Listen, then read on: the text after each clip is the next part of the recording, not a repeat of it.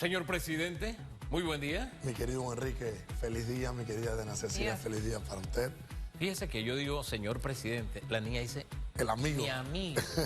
Fíjese la diferencia. No es lo mismo ni se come igual.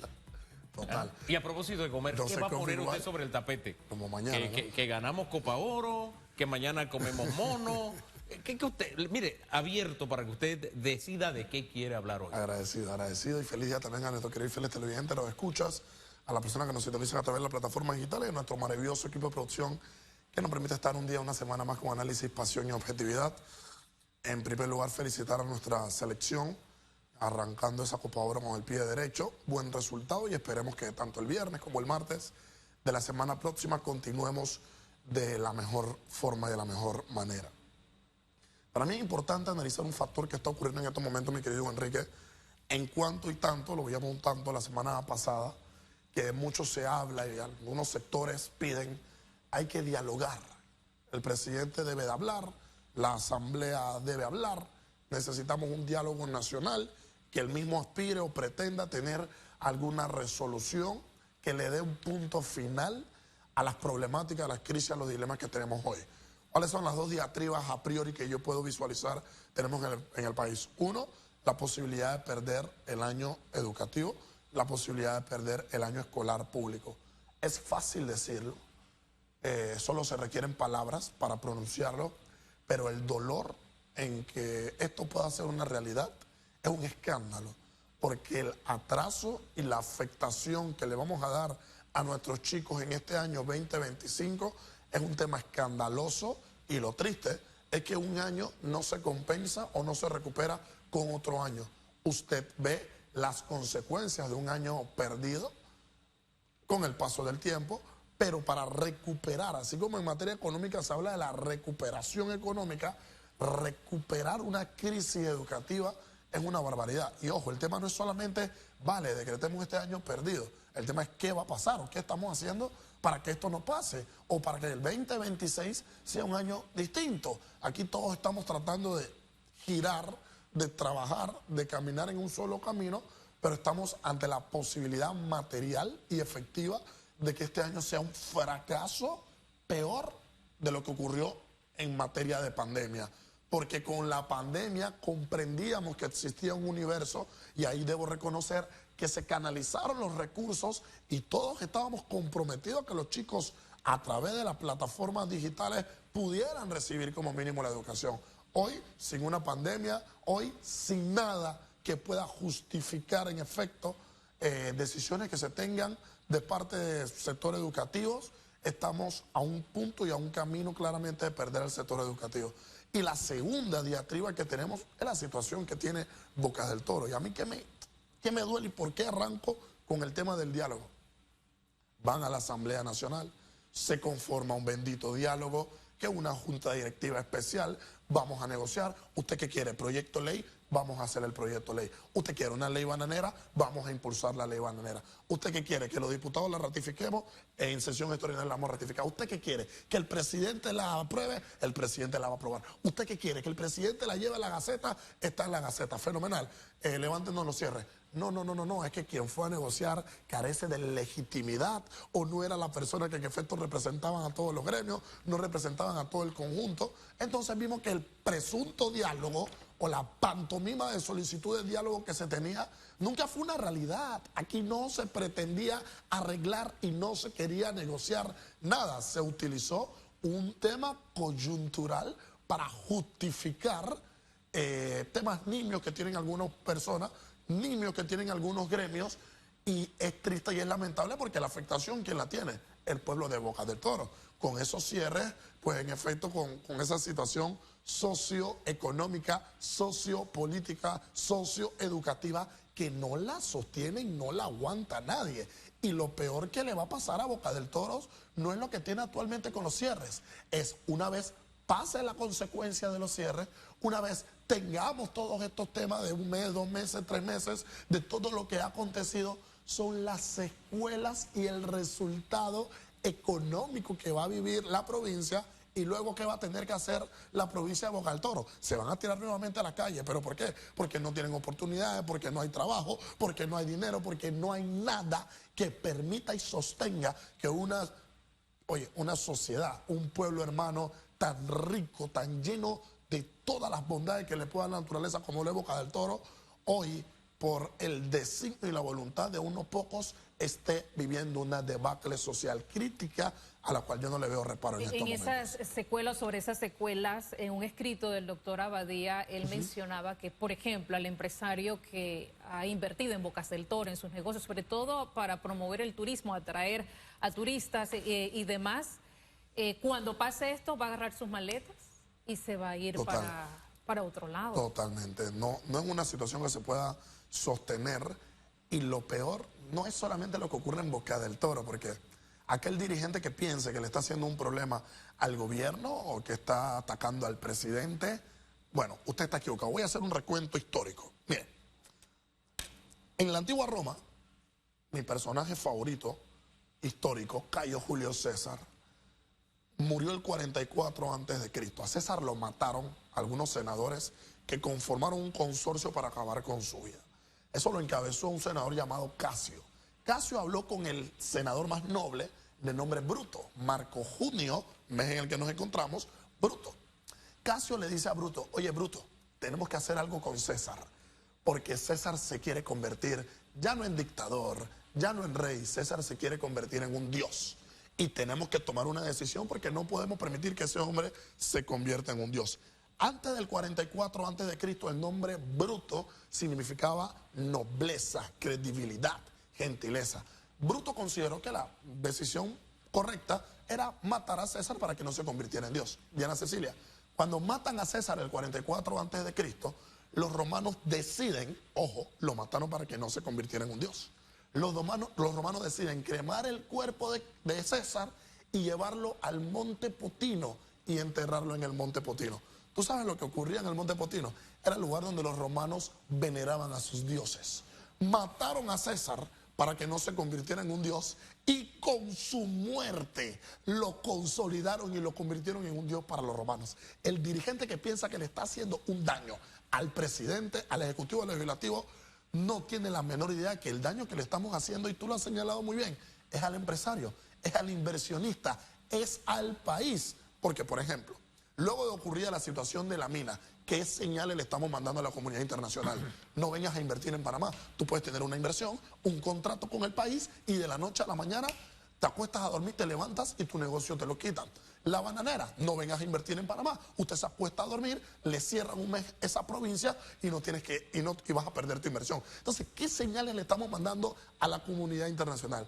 ¿Qué señales le estamos mandando a un inversionista tanto nacional como extranjero? Si vienes a Panamá, vas a perder tu recurso, vas a perder tu empresa. El flaco favor le estamos haciendo, lejos del crecimiento, pues a un decrecimiento, y a perder la esperanza y la expectativa a que este país pueda avanzar. Usted es un hombre de derecha. Totalmente.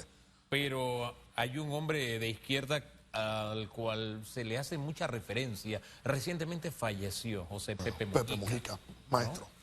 Y la referencia que quiero hacer en este momento para conocer su punto de vista es que en la cárcel donde él estuvo detenido se inauguró un centro comercial. Mire cómo da vueltas la vida, ¿no? Un mall. Y los periodistas le preguntaron: usted, oye, ¿qué siente, no? Como ser humano, usted estuvo preso aquí y ahora esto es un mall. Además, usted es de izquierda, el empresariado, qué sé yo, el capitalismo salvaje, todo este tipo de cosas se le pusieron ahí en la pregunta, ¿no? Y el hombre dice: Pepe no es tonto. Fíjese lo que dijo ese hombre de izquierda. Pepe no es tonto. Pepe necesita que el empresario invierta para que genere empleo, para que pague impuestos. Y por ahí se fue, ¿no? Total.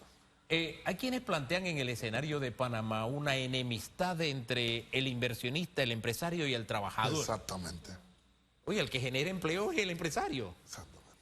Y sin la inversión, sin el empresario, el trabajador no hay el trabajo. Colaborador, olvídese, queda en el aire. E igualmente, el empresario sin el colaborador queda en el aire. O sea, son dos pilares, son dos columnas que se necesitan mutuamente y que en vez de vender esa idea de enemigos, tienen que verse como aliados. Tienen que verse como aliados. Porque el empresario te contrata porque tú tienes algo que él necesita como empresario. Él no te contrata como beneficencia. Y en los estados donde se contrata por beneficencia se han ido a la quiebra. Porque la riqueza se genera invirtiendo y trabajando. No hay de otra. Total. Al punto al que quiero ir es que me gusta su reflexión, bien por el inversionista, bien por el empresario, pero yo quiero hablar del que perdió el empleo. Así es. Del que no va a tener oportunidad de empleo, de aquello que va a pasar como sucedió en Puerto Armuelles, que tuvo que venirse un montón de gente para la ciudad, migrando, porque se cerró la bananera en Puerto Armuelles. Quiero hablar del panameño común y silvestre como yo, de eso quiero hablar, del que hoy por hoy, sí puede tener una ley bananera, pero ¿sabe qué? Ya no tiene la bananera para trabajar.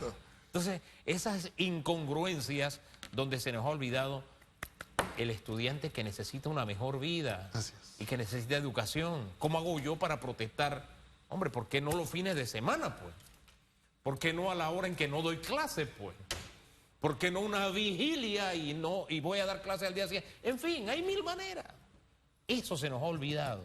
El que es víctima de todo esto que estamos haciendo. Sí, es víctima el empresario, la inversión, qué sé yo, pero no olvidemos el otro pilar, el pilar humano, que ahora no tiene dónde ganarse la vida. Con la discusión de la bendita ley 462, ley vigente de la Caja del Seguro Social, se nos olvidó por completo que el mejor plan de pensión, ¿sabes cuál es, Diana Cecilia? Un buen trabajo. Porque usted puede tener la mejor ley de pensión y si no tiene un trabajo y usted no cotiza, no hay forma que puedas aspirar a ese bendito resultado que pretende la ley de pensión. Y se nos ha olvidado que lo más importante es el trabajo. En la medida en la que usted cuente con un trabajo, usted puede sostenerse como individuo, usted puede sostener, a lo más importante, del núcleo social, que es a la familia, y no de forma directa, de manera indirecta. Su trabajo beneficia ¿a quién? A la sociedad. Porque usted tiene que hacer un pago de impuestos, a usted se le hacen unos descuentos, y eso repercute en una gama y en una multigama de programas y de proyectos sociales que a todos los que formamos parte de la nación nos beneficia. Y yo creo que ha sido triste y lamentable ver cómo algunas personas, algunos gremios, algunos sectores han apuntado a destruir. Pero ojo, cuando usted destruye buscando una mejoría, eso se aplaude. A eso se le conoce como una reconstrucción. ¿En qué sentido? Pues claro, hay un status quo por el cual yo debo pelear. Ese status quo lo cambio por mejorarlo. Pero cuando usted destruye solo por destruir, solo por su beneficio personal, solo por su interés, usted es una persona malvada y le está haciendo un daño a la nación. Y a mí me duele ver personas que están desempleadas. Ahora usted va a ver nuevamente, mi querido Enrique, como lo planteas, personas que van a tener que emigrar a la ciudad. ¿A qué? A buscar oportunidades. ¿A qué? A buscar empleo. Y esto solamente va a repercutir o se va a transformar ¿en qué?